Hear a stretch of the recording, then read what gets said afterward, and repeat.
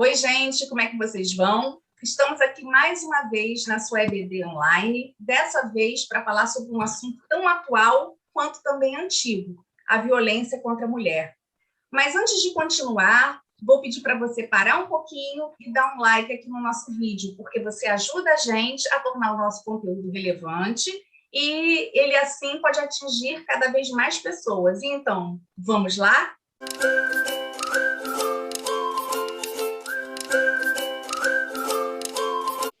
Então, voltamos. Estou aqui com os professores Bruno e Ronaldo para falar sobre a violência contra a mulher. Antes, quero passar aqui para vocês algumas informações sobre o assunto. Nos últimos dias, assistimos perplexos à tomada do Afeganistão pelo Talibã, movimento fundamentalista e nacionalista islâmico. Entre os vários direitos civis ameaçados por essa retomada, destaca-se a situação das mulheres daquele país. O Talibã, nos anos 1990, impôs a Sharia, uma interpretação super radical da lei islâmica, principalmente em relação à população feminina. As mulheres foram impedidas de trabalhar, estudar e até mesmo caminhar sem a companhia de um homem. Dentre os diversos tipos de violência que sofreram estão os estupros, assassinatos, castigos físicos. Meninas, ainda crianças, eram obrigadas a se casar com homens adultos. Entretanto, quer estejam sob domínio de extremistas ou não, as mulheres estão entre os grupos mais vulneráveis da sociedade. Nos tempos mais antigos, eram propriedades que podiam ser vendidas ou trocadas, não importando a classe social em que tivessem nascido. Hoje em dia, ainda lutam por salários equivalentes aos dos homens, no desempenho da mesma função e pelo reconhecimento de seus direitos por justiça e igualdade. Um dos resultados nefastos da discrepância entre gêneros é a violência contra a mulher. Em 2020, em plena pandemia de Covid-19, uma em cada 4 mulheres acima de 16 anos sofreu algum tipo de violência. Na comparação com os dados da última pesquisa feita em 2019, as agressões aumentaram dentro de casa e cresceu a participação de companheiros, namorados e ex-parceiros. Cresceu também o feminicídio. Nesse crime, a vítima sofre violência pelo fato de ser do sexo feminino e adotar uma postura que faça o homem se sentir desafiado ou desautorizado.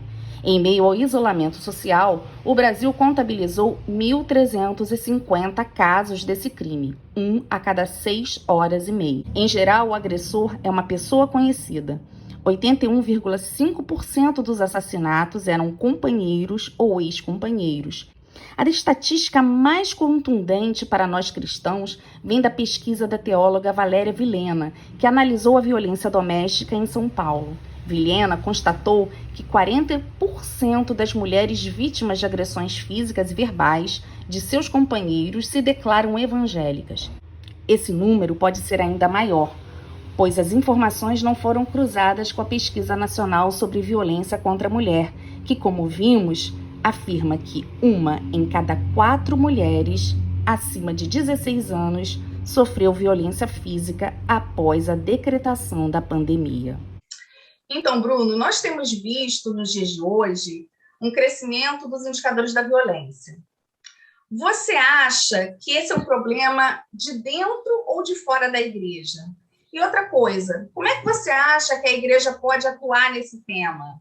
Essa história de que a mulher deve ser submissa ao marido, é isso mesmo? Ela tem que aguentar qualquer coisa que o marido quiser? Bom, essa pergunta é bem polêmica, mas a gente precisa entender o contexto da submissão, né? Muita gente fala isso, né? Que a Bíblia é machista, autoritária, prega a submissão.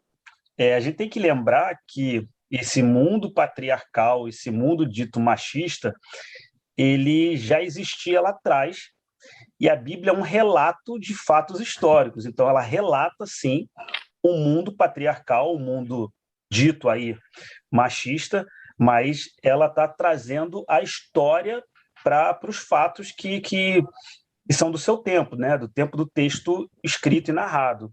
Então, a gente tem que entender, discernir os tempos, entender o relato. E, sim, quando você olha para um relato do Antigo Testamento, você vai ver um mundo patriarcal, um mundo onde, de fato, a mulher tinha pouquíssimo espaço, e isso independe da cultura. A figura da mulher sempre esteve em segundo plano. Então, a gente não pode atribuir à Bíblia esse conceito machista, não é isso. Ela traz relatos históricos. O que a gente vai perceber que esse relato histórico, ele sim é dotado de uma imposição masculina, a palavra final do homem, enfim, como a gente conhece. Quando a gente vai perceber na mensagem de Jesus Cristo, a gente vai começar a perceber Cristo ressignificando a posição da mulher. É justamente o oposto. Quando você se depara com a nova aliança, com a mensagem de Cristo, ele agora ele não tira a posição da cultura da época, onde de fato ainda assim era patriarcal, onde a mulher tinha pouco espaço, mas ele começa a ressignificar quando ele fala com a samaritana, quando ele fala com a prostituta, quando uma mulher com fluxo de sangue toca nele, quando ele interage com uma prostituta que deixa de ser prostituta, ele, completamente diferente do seu tempo, começa a ressignificar a posição da mulher. Você imagina, no tempo de Jesus, ele querer levantar uma bandeira completamente diferente do sistema patriarcal. Não tinha nem espaço para a cultura naquela época. Porém, de uma forma muito prática e muito sutil, ele começa a ressignificar a posição da mulher, que vai ser traduzido por Paulo nos seus escritos. A gente vai ver mais na frente que Paulo discerne esse entendimento, esse ressignificar da mulher, e começa a trazer uma nova palavra para a igreja em relação a esse cuidado e esse zelo com a mulher. Mas a coisa sobre o papel da igreja, né, na pergunta que você fez, ele é sim um problema da igreja. A gente estava recentemente falando sobre um livro bem interessante, que fica aqui uma recomendação para que mulheres e líderes leiam sobre isso, sobre esse assunto. O nome do livro é O Grito de Eva. E ela é uma jornalista cristã, e ela vai trazer relatos da violência doméstica em lares cristãos, né? E são relatos dolorosos, em que assusta quando você se depara com histórias do meio cristão, onde essa figura da machista e a violência sobre a mulher, ela indiretamente ela está fundamentada em interpretações totalmente equivocadas do texto bíblico. Esse livro é interessante que ele traz um relato de um casal missionário e eles estão no campo e, de repente, o marido vê a mulher no telefone, no computador, numa rede social. Essa mulher estava falando com a irmã dela e o marido achava que ela estava falando com uma outra pessoa, com outro homem. Ele entra, joga o computador no chão e tranca ela num quarto onde ela só vai sair pela manhã. Isso foi numa noite. E ela desmaia de nervosismo e você vê um casal no campo missionário se deparando com uma situação dessa. E o que é mais grave, assim, o livro relata, são diversas, conta o relato de um pastor americano que ele diz que ele carrega, desculpa, não é um pastor americano, é um pastor brasileiro. Ele carrega um trauma e um peso no seu ministério, porque uma irmã da igreja o procurou sobre a violência que ela sofria do marido e ela não aguentou mais e ela resolveu buscar ajuda na igreja. E aí estou falando da violência física, né? Chegou no cúmulo da violência física. Lembrando que a figura atual hoje é a violência verbal e a forma agressiva, ela é o início disso tudo e as pessoas não percebem. Mas esse casal, esse homem mata essa mulher.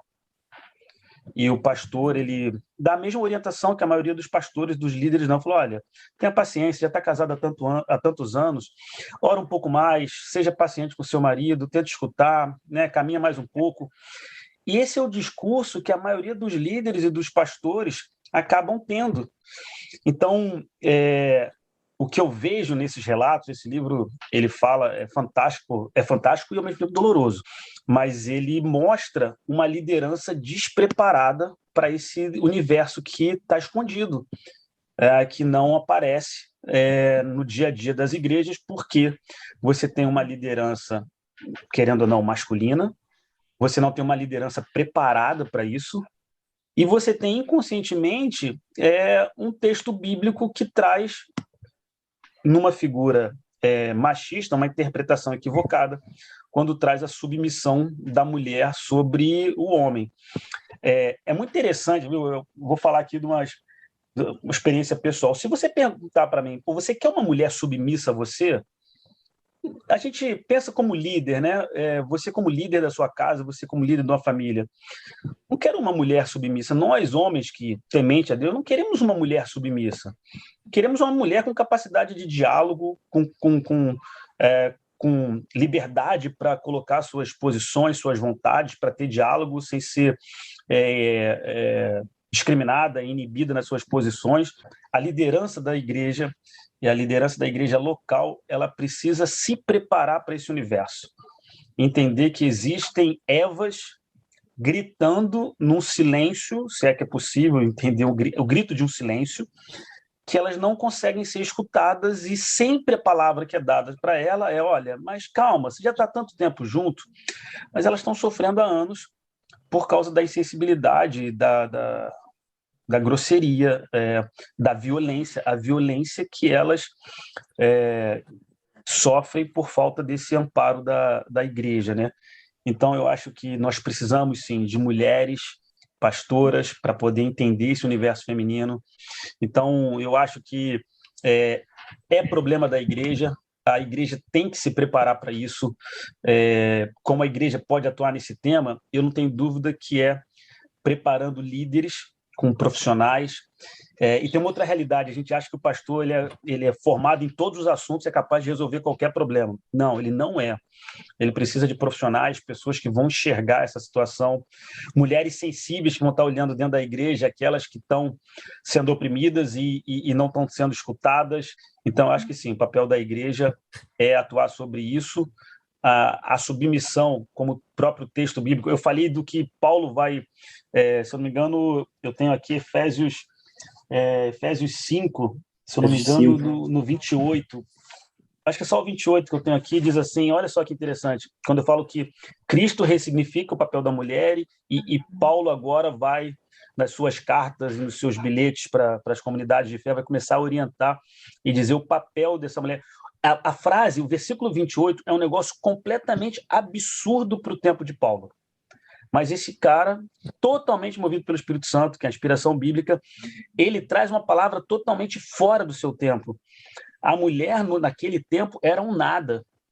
A mulher, naquele tempo, se necessário, morria em função da vida do seu marido. Era uma propriedade, né? Era uma propriedade. E olha o que ele fala, né? Ele fala: da mesma forma, versículo 28 do capítulo 5 de Efésios, os maridos devem amar cada um a sua mulher como o seu próprio corpo.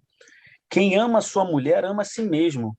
Além do mais, ninguém jamais odiou o seu próprio corpo. Antes o alimenta e dele cuida, como também Cristo faz com a igreja. Ele fala: alimenta e cuida, ama como se fosse o próprio corpo. Aqueles caras do mundo patriarcal, do mundo machista, né, que é a cultura da época, não tem erro e acerto nisso, é uma cultura da época. Paulo está ressignificando o que ele sim viu nas mensagens de Cristo, nos relatos, né, dos discípulos, e aí Paulo recebendo através deles. Totalmente, a mudança é radical. Então, a última coisa que podem falar é que a Bíblia e a mensagem bíblica é uma mensagem machista. É o oposto. Naquele tempo, ele traz uma mensagem, eu não gosto dessa palavra, mas é uma mensagem revolucionária para aquele tempo. Aqueles homens que receberam, a igreja de Éfeso, quando recebe isso aqui, esses caras param e pensam assim: mas peraí, olha o que Paulo está falando, é isso mesmo? Eu fico imaginando as mulheres recebendo esse tipo de mensagem, como quem diz, de novo, o grito de Eva acontecendo lá atrás, né? E é muito triste quando a gente fala sobre machismo patriarcal, parece que você está com uma cabeça politizada.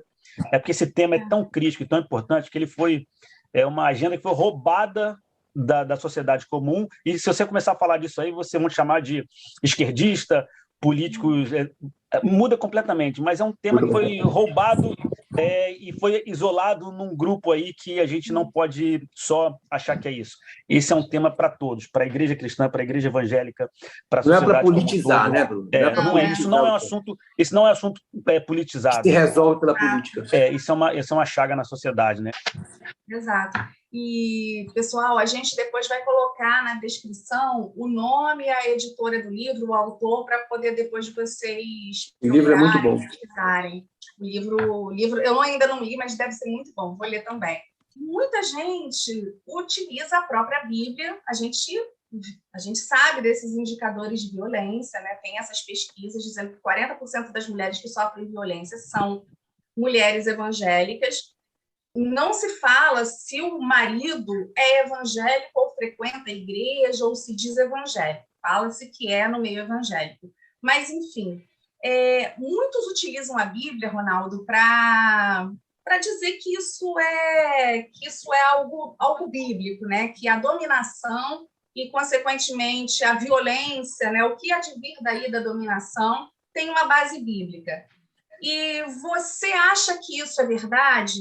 Antes de você responder, eu queria ler nessa pesquisa que a jornalista citou no livro. Essa pesquisa ela foi de uma teóloga e ela fez isso em São Paulo. E ela colheu alguns depoimentos dessa pesquisa. Quando ela perguntou para as mulheres por que você não deixa o seu marido, né? Por que você não deixa o seu marido se você apanha, se você sofre violência física, por que você não o deixa? E algumas dessas respostas foram ouvidas.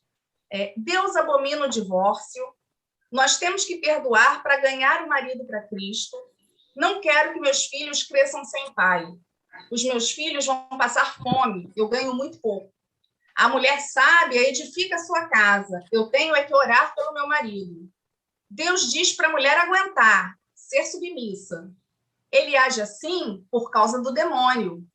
A gente apanha porque não está orando direito. Aí eu queria que você comentasse, Ronaldo, que base bíblica é essa que tem aí? Jaqueline, Bruno, é muito difícil quando vai se falar sobre a proeminência feminina, por exemplo, que é uma luta dela constante, né? É evidente que está numa péssima e errada interpretação de alguns textos. O Bruno agora citou um texto belíssimo dito por Paulo. Paulo talvez seja a pessoa que mais vai ser usada pelo Espírito para trazer essa renovação, essa mudança. É evidente que isso começa em Jesus. Jesus vai ser o que vai dar a voz ao grito libertário feminino. É através dele. E isso já é relatado lá em Gênesis 3. Então, toda vez que o protagonismo feminino ele tenta se impor ou se levantar, ele é sempre interpretado como sendo algo transgressor à ordem divina. E isso, muitas vezes, também é tentador ao homem. Aquilo mexe com o homem não aceita. Então, a intenção vai ser sempre de fazer isso aqui com a mulher. Entendeu? Agora, ao mesmo tempo, já que está falando de Bíblia, uma vez que a própria Bíblia se apresenta como sendo ela a palavra de Deus, logo isso aí mostra para a gente que se torna um princípio, né, que justifica a maneira com a qual as relações entre mulher e homem vão se dar ao longo de sua história. Mas o problema não está em que ela justifica isso, porque, de fato, ela pode ser um modelo para poder fazer essa revelação da relação entre homem e mulher. O problema está no mecanismo de interpretação que se deu, principalmente ao longo do tempo. O Bruno falou bem quando ele disse que a Bíblia foi escrita, principalmente, viu, Bruno, no local, a Bíblia brota na Mesopotâmia, sobretudo na região de Canaã, uma região extremamente machista, a gente sabe disso, porque a relação que o Egito dava para com as mulheres é completamente diferente. Basta você olhar a história, vai ver que o Egito não tratava da mulher como os povos de Canaã tratavam suas mulheres. Entendeu? Então, está na interpretação. Qual é a grande questão? Já que a Bíblia se sacraliza, ou nós a sacralizamos como sendo um modelo a ser seguido, um referencial para fazer o julgamento ou as relações entre homem e mulher. Como é possível romper esse mecanismo de violência? Porque a interpretação que é feita leva a mulher, coloca ela num estado de vulnerabilidade em relação à violência. A grande questão é como manter a Bíblia, é possível romper esse mecanismo de violência e ainda assim manter a sacralidade do texto bíblico. Essa é a grande questão. Eu queria ver com vocês, rapidamente, eu sei que são coisas que vocês já conhecem, mas eu quero ver e talvez, quem sabe, desmistificar algumas coisas que foram criadas ao longo do tempo. É evidente que o problema maior está não nas palavras de Paulo, que ele vai colocar alguma coisa, como, por exemplo, que a mulher deve ficar calada na igreja. É óbvio que isso é um aplicativo circunstancial, está aplicando algo que deve ocorrer apenas naquele momento e por hora, e naquele local. Isso não é doutrina. O problema é que a gente tem que saber separar o que é um aplicativo circunstancial, aquilo que foi aplicado para resolver um problema circunstancial, ou aquilo que Paulo deixa como doutrina. Mas eu quero voltar um pouquinho, que o problema maior da mulher, realmente, a origem dela está em Gênesis. Isso é inegável. Porque, na medida que a mulher cai, e ela leva o homem a cair, é evidente que não tem como você fugir desta realidade, que foi isso que aconteceu, pelo menos a narrativa mostrada é exatamente esta. Mas, a partir dali, colocaram a mulher como objeto de sedução. Ela é, inclusive, sedutora, porque ela seduziu o seu marido. Não é isso? Porque Deus vai falar para Adão. Você deu ouvido à sua mulher, então mostra a penalidade ou aquilo que viria sobre ele. Então, de alguma maneira, a mulher assume um peso, uma responsabilidade muito grande. Mas eu creio, viu? E o Bruno comentou isso no início, você também agora há pouco, Jaqueline. Eu creio que o que aconteceu com Gênesis 3 ficou para trás. Isso foi tratado na cruz de Cristo. O problema é que muitos, para justificar a sua violência sobre a mulher ou o seu subjugamento, a sua subjugação sobre a mulher, usa Gênesis 3, porque é exatamente lá que está um relato dramático acerca da mulher. Mas é impressionante que a gente tem que entender e ler Gênesis 3 não sob a ótica da punição divina, mas, sobretudo, da revelação de uma constatação que seria automático. O que vem ali é uma causa e efeito.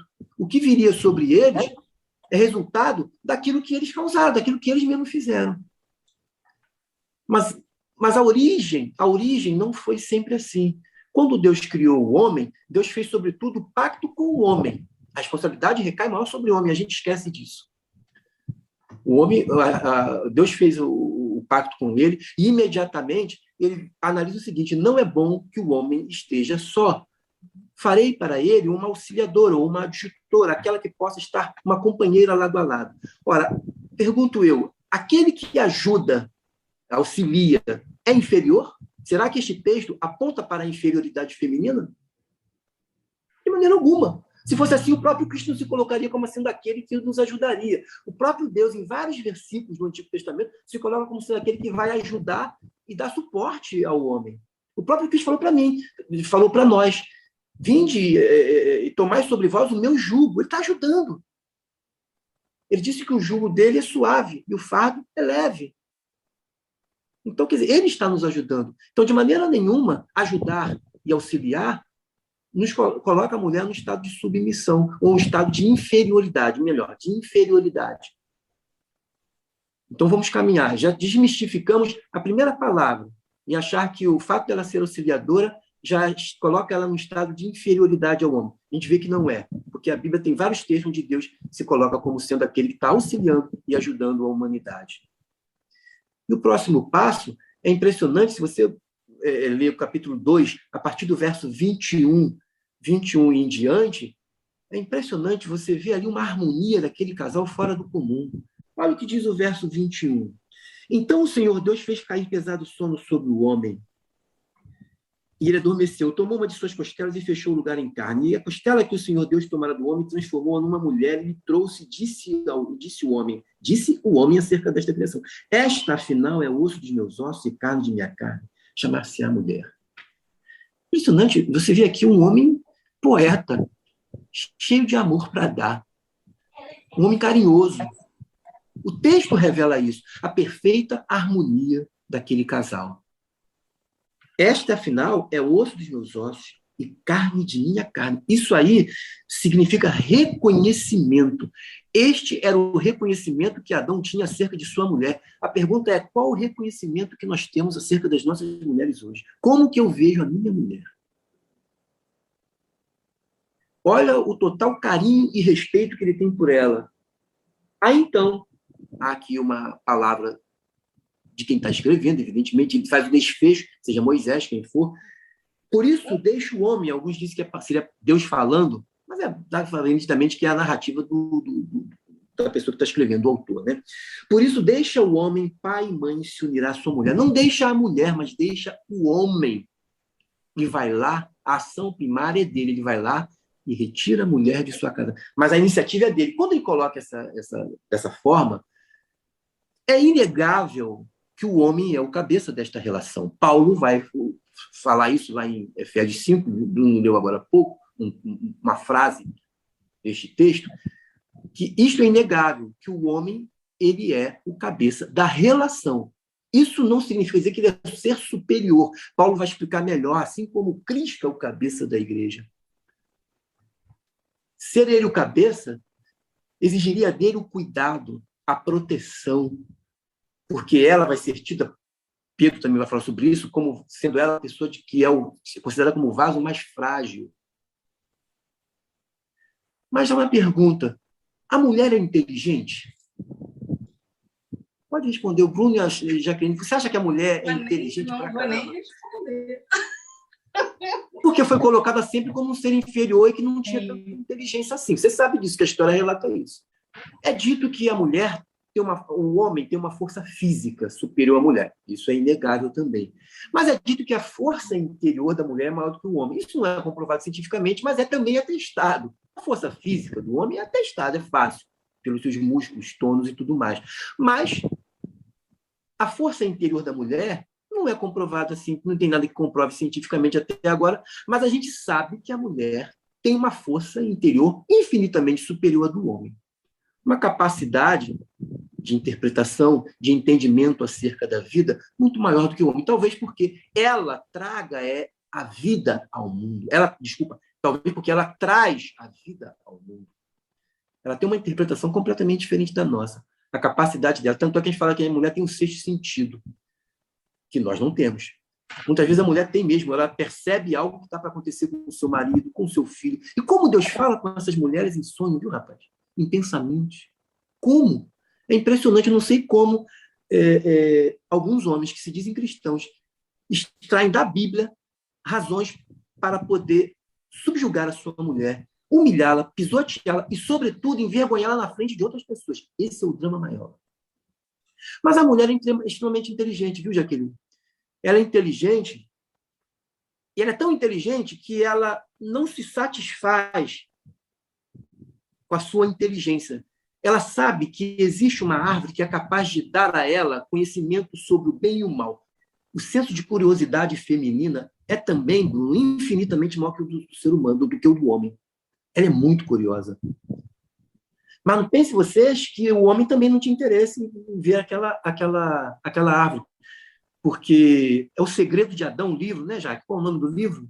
O Silêncio de Adão. O Silêncio de Adão. O Silêncio de Adão, sempre que você já leu esse livro, né? O Silêncio de Adão coloca Adão no mesmo lugar que Eva, no momento em que ela estava ali na árvore, indicando para a gente o seguinte, que Adão é tão responsável quanto Eva, porque a gente não vê isso no relato bíblico. Mas o autor faz questão de dizer, olha, ele estava lá também. O ato dela dar, comeu e deu ao seu marido, provavelmente foi imediatamente, é o que ele talvez esteja considerando. Mas, fato é que Eva ultrapassou o limite estabelecido. E ultrapassar o limite estabelecido, isso tem um nome, transgressão. O pecado é isso. O pecado é transgredir o limite estabelecido. O pai havia estabelecido um limite. E Eva, por ser mais curiosa, ultrapassou esse limite. E Satanás, sabendo disso, ele sabe da capacidade da mulher, ele procura a via que para ele vai ser, é por aqui que eu vou. O objetivo de Satanás era atingir o homem, porque o pacto fora feito com Adão, não com Eva, lembra disso? O pacto foi feito antes mesmo de Deus criar Eva. Adão que ensinou a Eva, foi Adão que ensinou a Eva que não deveria se comer daquele fruto. Mas talvez, por um ato de rebeldia de Adão e não concordar, ele até acrescentou algo que Deus não fala, porque Eva acrescenta algo para Satanás que não está na narrativa quando Deus fala. Quando ele fala da árvore, de todos os frutos podereis comer, mas da árvore da ciência do bem e do mal, não podereis comer. Mas Eva faz um adendo para Satanás, fala, nem tocareis, não chegará perto dele. Deus não falou isso. O relato fala sobre isso daqui. Ou Adão ensinou isso para ela, ou ela mesma, naquele momento, criou fez esse adendo sobre a informação da proibição de não comer. Fato é que a curiosidade de Eva levou à tragédia que a gente sabe. Adão come, e quando ele come, a transformação é imediata. Quando Deus cobra a ele sobre este ato, por que você está se escondendo? Porque eu estava nu. O que a nudez revela? Primeiro, a nudez revela sinceridade. Estávamos nus, eu e ela, porque o texto fala, ambos estavam nus e não se envergonhavam, porque eu falei que o capítulo 2, a partir do verso 21, e vai até o final, fala deste amor, desta cumplicidade, desse amor sincero entre eles. Não havia desigualdade, não havia sentimento de inferioridade. Eles eram iguais. Mas quando Adão come e peca, imediatamente, viu, Jacqueline, parece que isso tudo aqui cai por terra. Porque quando Deus fala para ele, o que foi que você fez? Comeste da árvore? Por que você revelou que está nu? Porque, na verdade, agora a relação é entre eles, o casal e Deus. Ou seja, acabou, porque ele falou, estamos nus e estamos envergonhados. Quer dizer, a sinceridade, o respeito e a confiança também já não existe mais em relação a Deus. Então, o que vem a partir daí é uma tragédia, mas é a revelação. Não vejo como um ato punitivo de Deus. É evidente que muitos querem interpretar isso aqui, a maioria, toda a teologia interpreta como sendo um ato punitivo de Deus, tá? Mas eu me lembro que na última aula que foi sobre parábola, a gente falou sobre julgamento.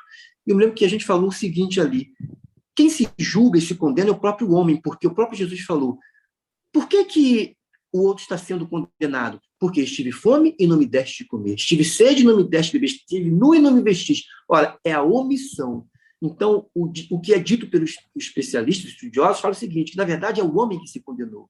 Não é Jesus que está condenando, porque Jesus disse para os fariseus que ele não veio para condenar. E ele falou, eu também não julgo. Vocês têm quem julguem vocês, que seria, no caso, Moisés. O caso aqui, Deus vai constatar para ela aquilo que ela havia feito e fala para Adão também. Ora, Eva, pelo fato de você fazer o que você fez, pelo fato de você não respeitar os limites e ir além com a sua capacidade de inteligência que tem e tentar dominar a situação, que na verdade com isso eu estaria tentando dominar a situação, porque a árvore daria a ela conhecimento sobre o bem e o mal, a história começa em Adão. Ele fala, a mulher que tu me deste, esta me deu e eu comi.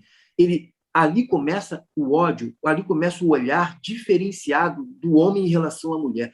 Rapaz, o amor, o cuidado, a preocupação, a cumplicidade entre eles cai na mesma hora, é instantaneamente, é impressionante como que o pecado ele é avassalador no coração de qualquer ser humano. Aquela palavra, tu és osso dos meus ossos e carne de minha carne, são transformadas numa palavra perversa, maldosa e maldizente. A mulher, parece que eu consigo ver Adão falando assim de uma maneira muito cheia de ódio. A mulher, aquela mulher, por que você não substitui ela e me dá outra? A mulher que tu me deste. E ele acusa Deus. Então, há uma perda completa do verdadeiro referencial do que é ser um homem à luz da vontade de Deus. Então, Deus vai e revela, Eva, pelo fato de você ter feito o que fez, pelo fato de você fazer o que você fez, diz aqui, seu desejo será para o seu marido. O desejo da mulher, que antes era de controlar, seria agora submetido ao domínio do homem. Essa é a realidade posta aqui no Gênesis. E ele te governará, diz o texto. Porque o que antes era amar e cuidar, agora será dominar. Que a palavra antes não era dominar. Vejam que o quadro muda totalmente. Portanto, Deus cria na perfeição esse amor, esse casal. E eu quero dizer que existem dois atos importantes que a gente tem que entender, que foram criados antes da queda, que foi o casamento, a união hétera e, sobretudo, o ato de cumplicidade, de respeito, de amar, de cuidar da mulher. Isto é um ato que vem anterior à queda. Agora isso vai ser substituído por dominar. Então, eu queria deixar claro que nenhum servo de Cristo pode se mirar no livro de Gênesis 3 para poder subjugar a sua mulher. Cristo tratou disso na cruz. Bruno falou bem, Jesus vai ser aquele que vai iniciar isso daí. Ele vai iniciar logo dizendo que, como a mulher era subjugada e sofria divórcio a dar com pau, ele vai e dava, naquela época, carta de divórcio sem qualquer justificativa. E com isso a mulher ela ficava realmente desprotegida. Uma mulher divorciada ela ficava desprotegida. Então Jesus diz, olha, só se deve dar carta de divórcio à mulher somente se ela cometer adultério. Do contrário, se ela não cometer adultério, e se você se relacionar com outra mulher, você está adulterando, porque o casamento ainda tem validade. Jesus foi bem claro quanto a isso. Jesus chocou, viu, Bruno? Você falou que Paulo chocou, Jesus chocou. Chocou tanto que Pedro, algum texto diz que é Pedro, outros dizem que foram os discípulos, surtaram, falaram, ora bolas, se é assim a condição do homem, a mesma da mulher, olha só como é que era uma cultura patriarcal, como o Bruno falou. Se é assim mesmo a condição do homem igual da mulher, por que casar? Aí Jesus fala, isso é um mistério que não é para todos. Aí ele entra aquela questão do eunuco, da explicação sobre o eunuco. Então, Jesus começa tratando da mulher. Primeiro, ele vai ser fundamental, porque ele vai é o primeiro ser que tem mulher como discípula. Porque a gente sabe que os discipuladores não tinham discípulas, tinham discípulos. Você vai ver mulheres sendo discípulas de Jesus. Você vai ver mulheres sustentando o ministério de Jesus. Portanto, Jesus, ele realmente ressignifica, como disse Bruno, a história da mulher. E ele, Jesus, vai usar Paulo, vai inspirar Paulo para escrever isso. Eu vou encerrar essa palavra, viu, Bruno e Jaqueline, lendo um pouquinho do que o Bruno leu, mas outro texto, Bruno, é considerado muito erroneamente. Vamos lá rapidamente para Efésios 5. Vou ler um pouquinho do Efésios 5 que o Bruno leu. Quem assiste, às vezes, as aulas que eu dou, eu falo muito sobre isso.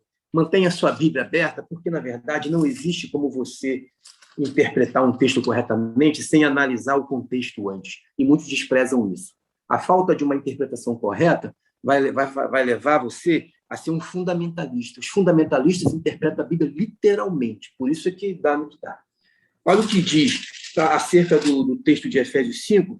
Ele fala sobre as mulheres sejam submissas aos seus próprios maridos, como o Senhor, mas ele esquece de ler. É que, lamentavelmente, ao mesmo tempo que é bom ter dividido a Bíblia em pedaços para trazer entendimento, mas se eu ler esse versículo aqui, viu, Bruno, sem ler o verso 21 que está acima, vai me dar uma interpretação errada. Olha o que diz o verso 21. Sujeitando-vos uns aos outros no temor do Senhor.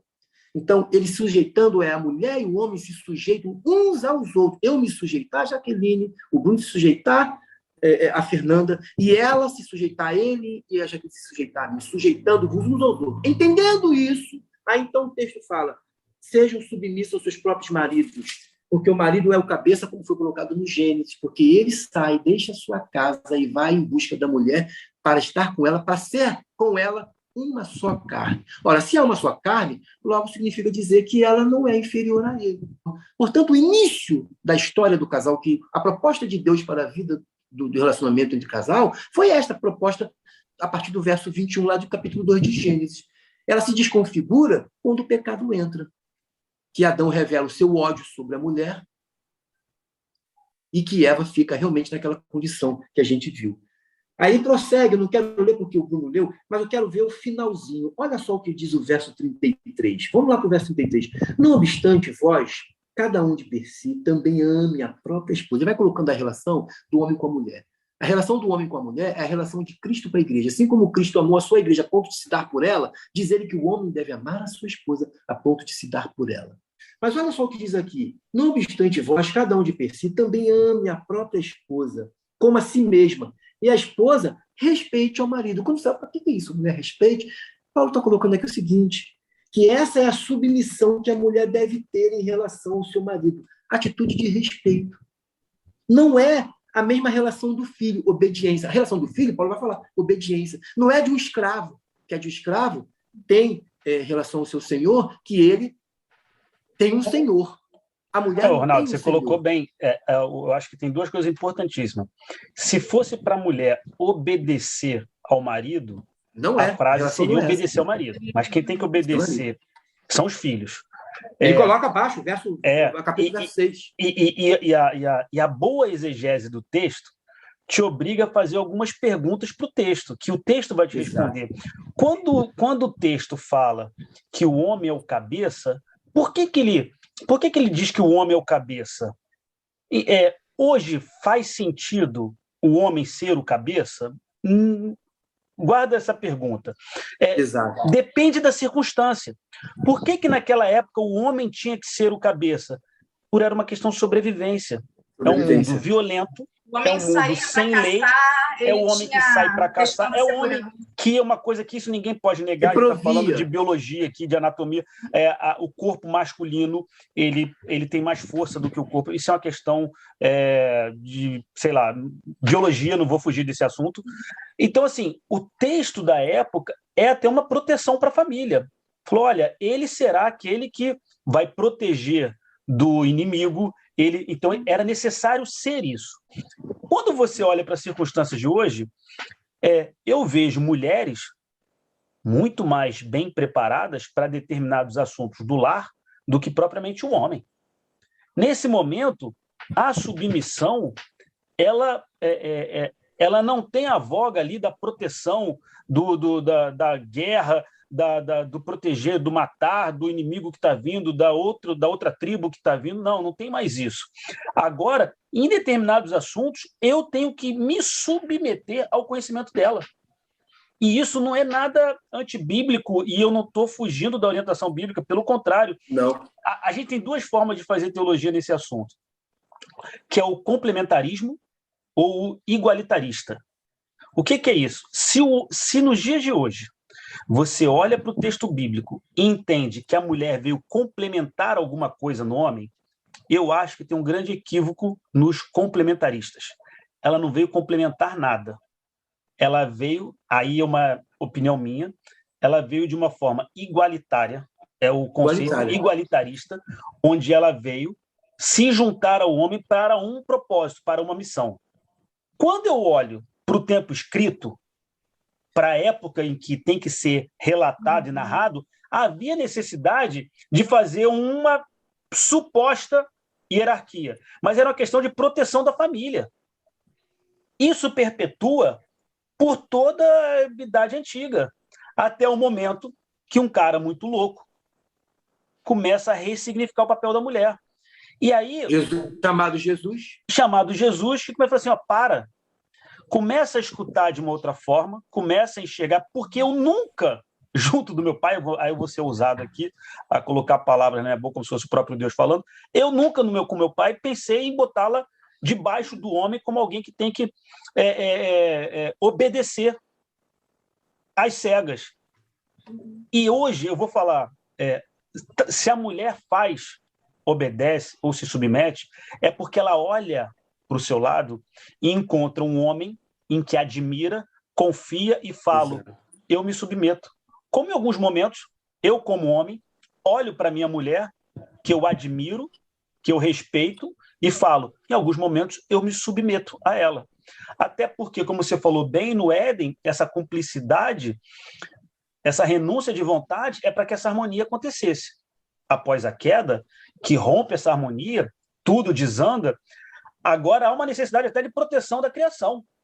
Por que ela tem que subir? O seu desejo será sobre o do homem, e o homem vai... Agora veio a guerra, agora é o colapso, é a queda do homem. E eu não tenho nenhuma crise pessoal de interpretar como esta relação com a mulher como circunstancial. Nos dias de hoje, eu não quero uma mulher burra do meu lado se submetendo às minhas vontades. Eu preciso que alguém me questione quando eu estou errado e que eu proporcione para ela uma atmosfera, um ambiente que ela fala, Bruno, eu acho que você está pensando errado.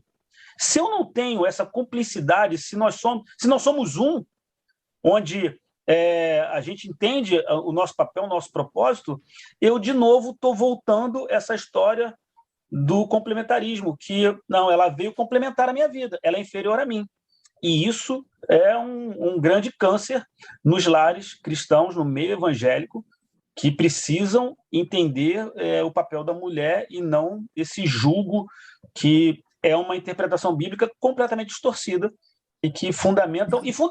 E olha, a gente acha que isso é exclusivo para classes mais pobres, classes desfavorecidas. Não, isso é uma realidade em todos os níveis sociais. Todos os níveis Você vai sociais. encontrar pastores, você vai encontrar executivos, você vai encontrar... Aí eu vou mais além. Homens mimados, frustrados com seus problemas ao longo da vida, que não foram tratados, e descarregam sobre uma Eva e sobre uma interpretação equivocada de Gênesis, que é feito sem uma exegese correta, e você vê mulheres anos e anos sofrendo por conta... e aí você vai dizer, Bruno, você é feminista, você está pegando uma pauta de militante de esquerda. Isso é bíblico. Não, isso é bíblico. Isso é princípio bíblico que a gente pouco fala e tem que ser difundido, inclusive para as nossas próximas gerações. Queremos homens sadios, sábios, prudentes, amando e entendendo a questão igualitária e não subjugando mulheres, porque vão acontecer. Ninguém aguenta isso por muito tempo. E o divórcio vem, porque ninguém consegue. Eva não consegue ficar sufocada por muito tempo. Seria muita dureza de seu coração você achar que você é superior à sua mulher, à sua esposa, porque não existe submissão da mulher em relação ao homem. A Bíblia fala a submissão da mulher em relação ao marido, sem essa de achar que mulher é inferior, é submissa ao homem. Não, a Bíblia não aponta dessa forma. Porque você está fazendo uma interpretação errada do Gênesis 3. Você está só se preocupando com Gênesis 3. Você ainda não abriu seu coração para o Evangelho de Jesus. Porque o Evangelho de Jesus ressignifica a vida da mulher. O Evangelho de Jesus resgata a mulher. Portanto, eu não olho para Gênesis 3. Eu não caminho conforme Gênesis 3. Eu caminho conforme o ensinamento de Jesus acerca do cuidado que ele tem para com as mulheres. E eu quero deixar uma coisa clara também sobre a força interior da mulher.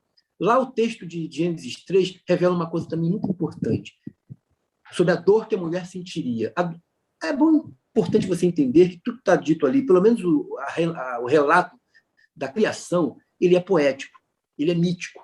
Mais tarde, o livro de Gênesis passa a ser uma coisa histórica, quando começa a narrar sobre a história de Abraão, do povo hebreu. Mas até então, o início do livro ele é poético e mítico. É muito melhor que seja assim, porque cada frase, cada palavra tem um significado profundo.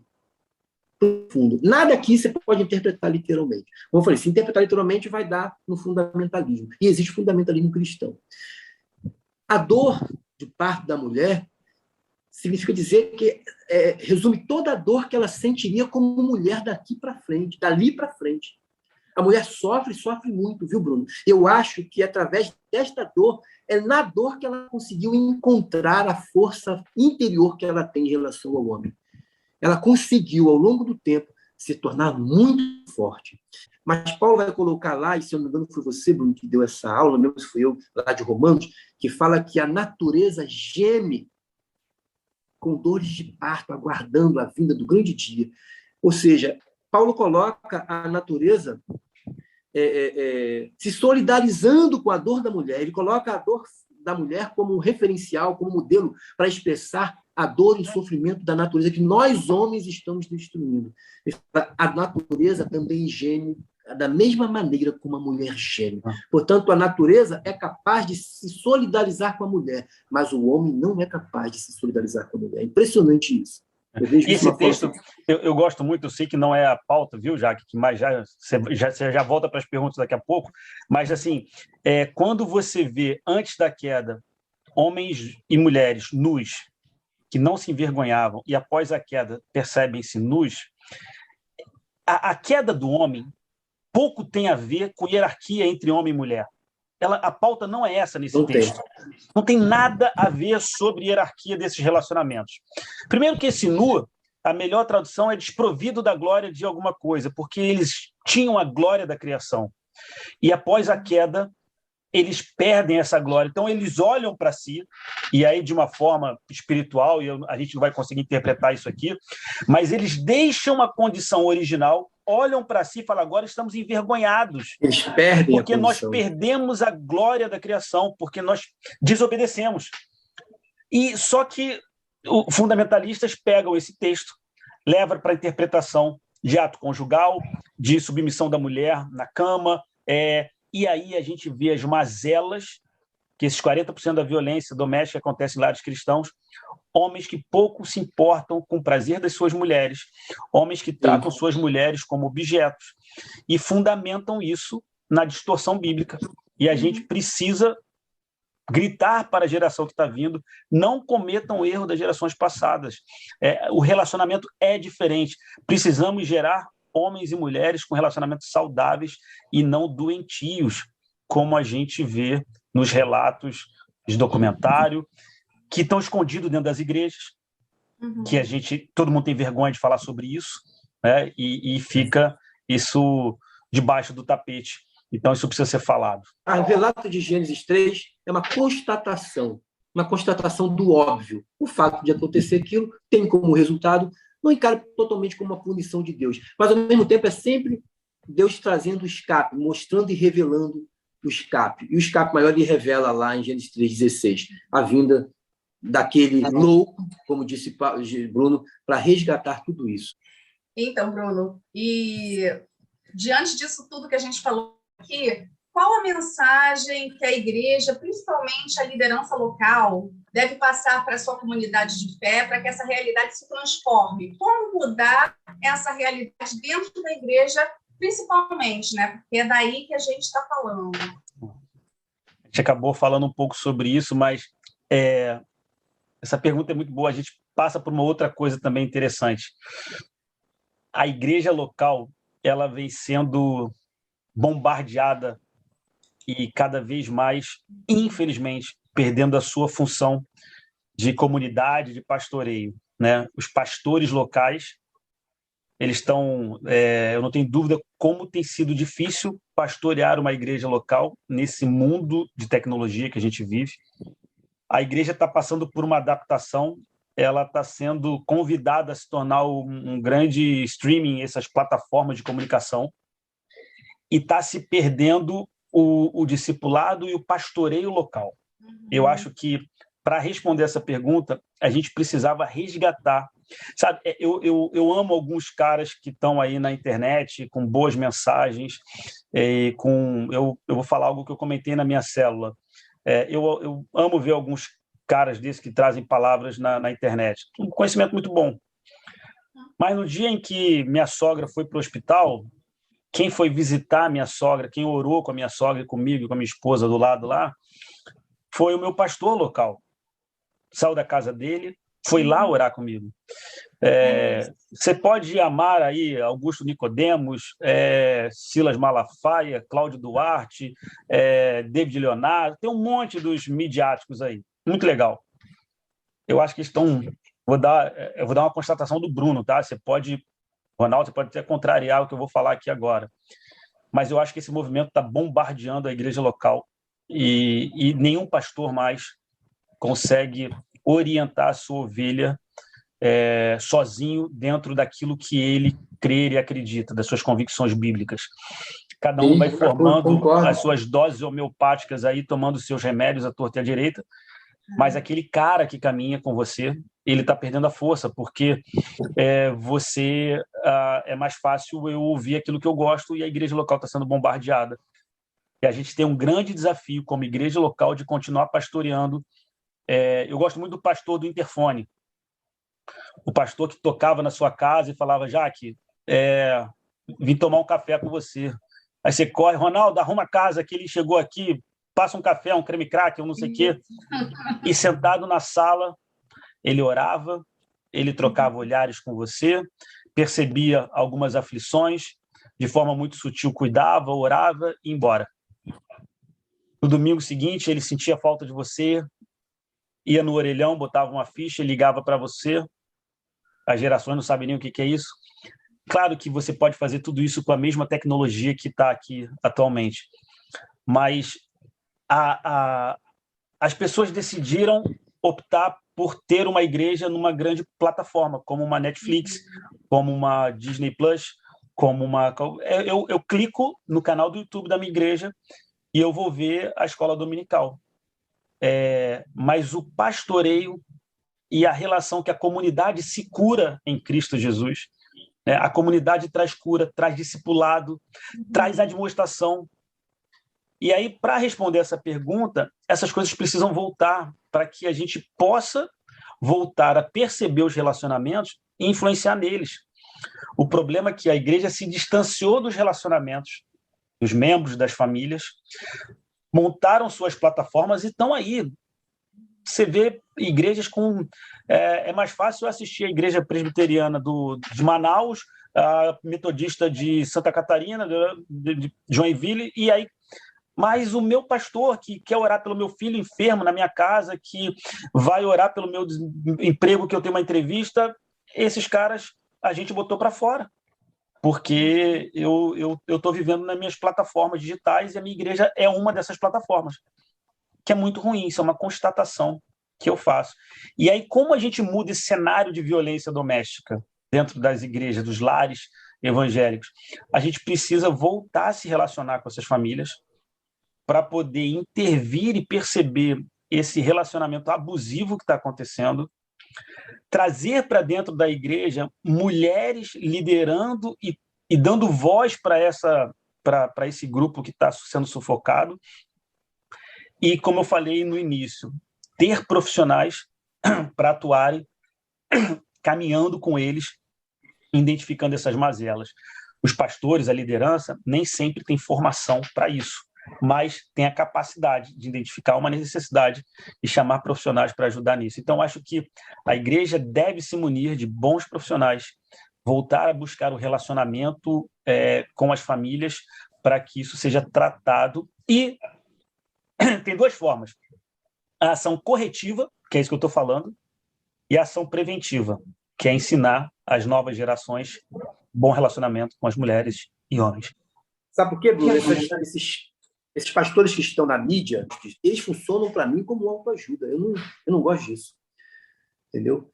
Eu sempre entendi que eu tenho que ter essa sabedoria própria para caminhar com pernas próprias dadas por Deus. Portanto, de maneira que eu não preciso... Não é que eu não precise de autoajuda. Não preciso de autoajuda. A minha ajuda vem de Deus. E como você falou, do pastor direto, da minha comunidade. Se eu não tiver isso no meu pastor... Eu acho que todas essas coisas podem somar e contribuir na minha formação espiritual, mas nada, no meu entendimento, nada substitui a comunidade local. A minha comunidade de fé, com a liderança local, esse é o princípio bíblico. Você olha para o relacionamento, que é na comunidade local que você tem relacionamento. Que tem relacionamento, que tem discipulado, que tem admoestação. E a gente tem que aceitar a admoestação, tem que se permitir ser tratado. Como a gente está falando dessa violência doméstica, você imagina como é que você vai... essa mulher vai gritar para quem? Se ela não tem para quem gritar. Então, acho que o papel da igreja é isso. A igreja vem sendo bombardeada nisso. E muitos pastores têm desistido de pastorear a igreja local, porque a ingratidão, o preço, e aí prefere caminhar para... Vou montar instituições, vou montar canais, vou montar... Tudo isso pode ser mover de Deus, não tem dúvida, né? É o lado acadêmico, é a instituição, é a ONG. Isso tudo é muito saudável, são movimentos que a igreja deve sim fazer.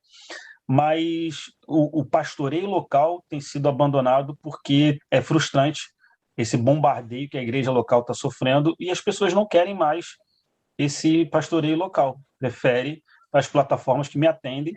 Se eu quero uma mensagem sobre casais, eu vou clicar no Cláudio Duarte. Se eu quero uma mensagem sobre prosperidade, eu vou assistir Sila Malafaia. Se eu quero uma mensagem sobre libertação, eu vou assistir o Macedo, o Cowboy, alguma coisa assim.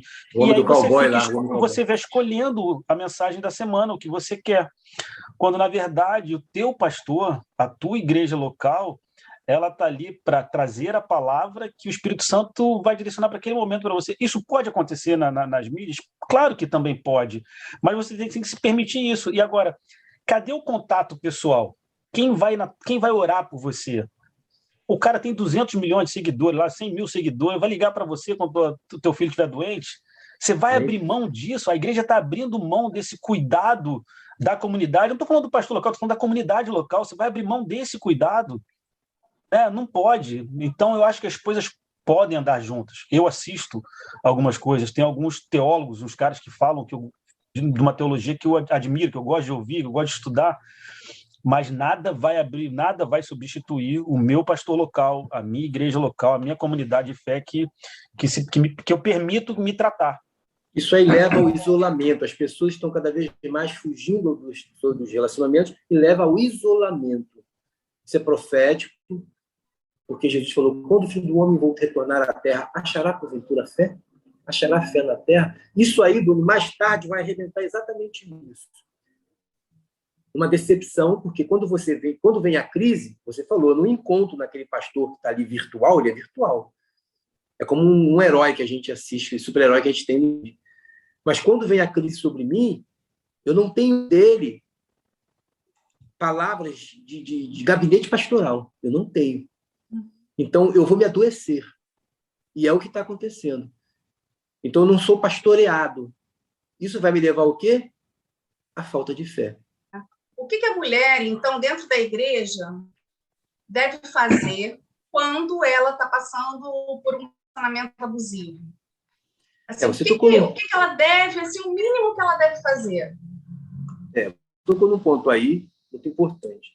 O relacionamento abusivo, ele pode levar a um relacionamento de violência física. Esse é o problema. Agora, ele é muito sutil. E a gente sabe que é uma realidade na igreja hoje. E as mulheres estão dando o seu grito, como o Bruno falou, elas vão gritar.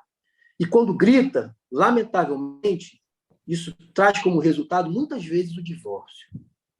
Porque durante a vida toda, como ela foi criada para ser a protetora de sua prole, né? Ela cuida dos seus leãozinhos, né? Cuida dos seus pintinhos. A mulher é criada para isso. Culturalmente, ainda é assim. Então, ela cuida dos seus filhos e também do seu marido. Só que não há reconhecimento nenhum por parte daquele que deveria ter o maior reconhecimento, que é o marido. Por várias razões. Ele também pode ter tido ensinamento. Porque tudo que a gente está falando aqui de conhecimentos, de interpretações erradas da Bíblia acerca do como ele deve se relacionar com a sua esposa. Ele deve ter tido esse tipo de... Ele viu isso, às vezes, nessa relação conflituosa com seu pai e sua mãe. Então, ele carrega isso para a sua relação, ainda como novo, jovem casado. Ele leva isso para dentro de sua casa. E a mulher também, por ela ter aprendido assim, ela vai suportando. Suporta, e ela dá grito, viu? Ela dá vários gritos, porque a dor de Eva, a dor do parto de Eva, prossegue. Esse livro, Ronaldo, esse livro fala que a maioria das pessoas, isso também, estudos sobre relacionamento abusivo fala isso, elas não percebem que estão num relacionamento abusivo. É muito interessante. Não percebem. Elas não percebem, e aí o livro traz alguns diagnósticos, né? Algumas constatações que são importantes para perceber esse relacionamento abusivo. Esse livro fala sobre esse assédio econômico, que é o controle sobre o que a mulher gasta, não autorizando, não permitindo, sobre bens, relacionamento abusivo sobre os filhos, sobre o ato sexual, né? Existem mulheres que são violentadas casadas, né? E o livro fala isso. Por isso que eu falo, é interessante ler o livro, porque ele é assustador, né? Ele traz uma realidade que tem que ser dito para as gerações que estão vindo aí. O estupro, é possível haver estupro numa relação de casamento? Sim. Toda vez que a mulher ela não quiser fazer o ato sexual naquele momento, se você forçar, isso é estupro. A lei já considera dessa forma. Portanto, é estupro, sim. Muito estupro. Há estupro na família de filhas sendo estupradas por pais, sendo estuprada por irmãs.